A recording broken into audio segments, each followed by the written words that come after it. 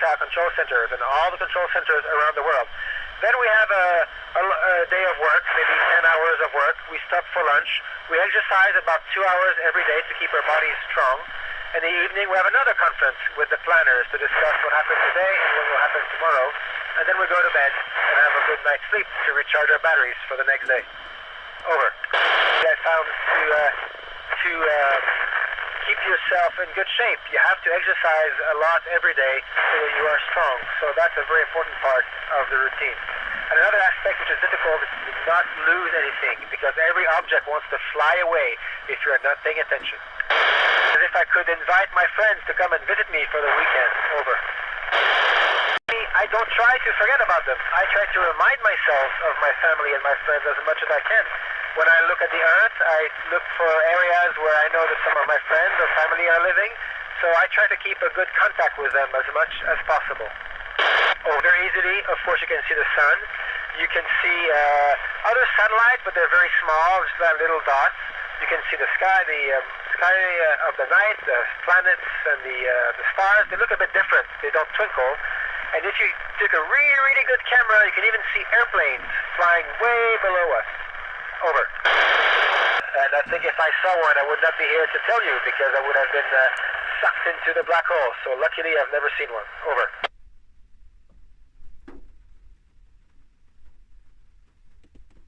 So the day and night of Earth is easy. You look outside the window. During the day, it's very bright and you can see the ground. During the night, it's completely black outside. But inside ISS, if you're not looking at outside a window, it's very abstract. You just know from looking at your watch what time it is, because we live on an arbitrary time. We live on Greenwich Mean Time, the same time as in London, halfway between Houston and Moscow.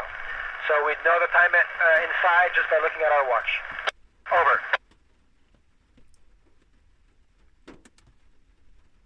We have a little clinic, a little medical kit. We have some antibiotics. We have some things to repair wounds, for example. But mostly we just try to be very, very careful with our health to make sure we do not fall sick, because it's, as you can imagine, difficult to heal here. Over. Some of the big dangers we face is to be hit by a shooting star, hit by a meteorite, because that would make a big hole in the station and we would lose our air. Another danger, of course, is a fire on board, because you cannot leave. You cannot go outside if there's a fire. So that's something we're really trained for to fight. And another danger is if there's something polluting the atmosphere inside, like a toxic chemical, because then we cannot open the windows, of course. So that would be bad for us. These are the three biggest dangers. Over. We have very high technology machines to recycle our water and recycle our air. So we have constantly new water, fresh water, new air, fresh air from the old water and the old air that we used yesterday. For example, we recycle our urine, and our urine becomes the water we drink. Over. The ISS is an electrical space station. We have giant solar panels, and that's where we get our energy from. Over.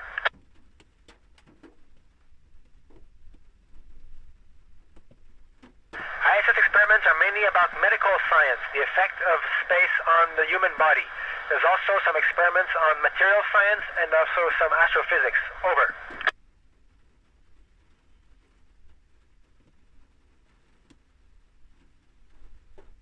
There's a very exciting experiment that's outside the space station that looks at dark matter.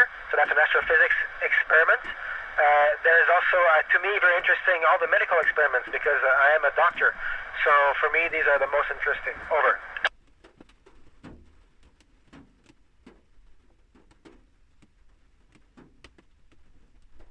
I think we would be smarter to keep the Earth livable and control our population.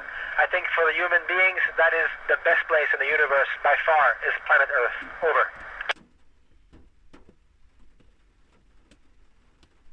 There's some trash in space, dead satellites, old pieces of rockets that are floating around, and they're like debris that can hit us. Over.